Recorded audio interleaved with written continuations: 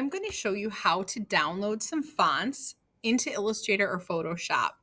Um, Previously, our computers prohibited us from installing anything from online, but we found a workaround. And I just want to show you there's two different font sites that I know of, but I'm sure there's many more. And sometimes just having a really cool font makes a huge difference in your design. So this one is called Dafont, Dafont, font.com. And then this other one is called 1001 Free Fonts. So there are all sorts of them. Some of them have some specific like details attached to them. Like this one says public domain, so anyone can use it. This one says free for personal use. That just means like you can't sell anything, like create package design or anything with it on if you're going to sell it. But basically, so you just want to pay attention to that. Most of these are fine though for your own personal artwork. So anything that you like, what you're going to do is click download.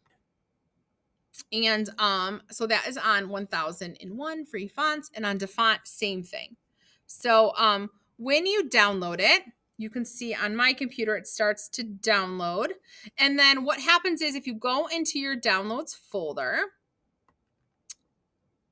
like so, you'll see the font name, but it's in a zipped folder. So for some reason, our computer cannot install something from your downloads folder from the zip folder. So all I have to do is I'm going to drag these folders, both of them, to my desktop. So this is the workaround. I don't know why this works and the other way doesn't. So now I have to look for these on my desktop.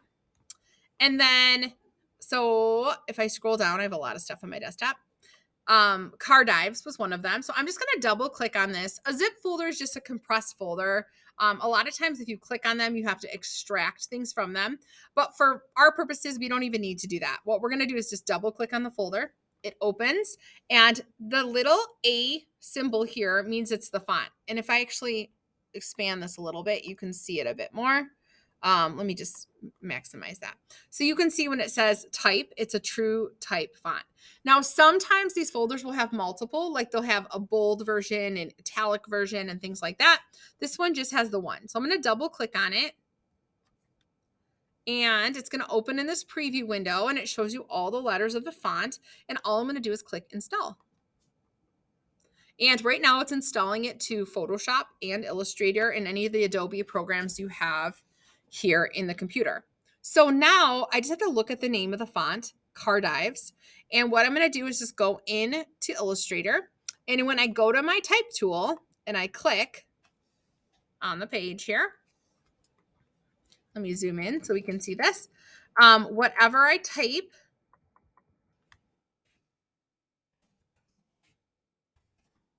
okay, I can click on it or I can highlight it, either way. And if I go over here to my font, I just have to look for my font names, which was Cardives. It's right here. And it's right there. So I can also go to type into fonts and look up here as well. My computer's being slow, but you can look through the list as well. And they're usually be in alphabetical order. Sometimes the downloaded fonts have, see how this has a T next to it? That usually means it's downloaded and it doesn't have an O like the originals. These ones are downloaded from the cloud. So either way, super easy. You drag it, download it, drag it from the downloads to the desktop. And then you're just going to find it on your desktop. Here it is. Sorry. Go to my desktop, and you want to make note of the name. So Southern Air was the other one. Double click on it.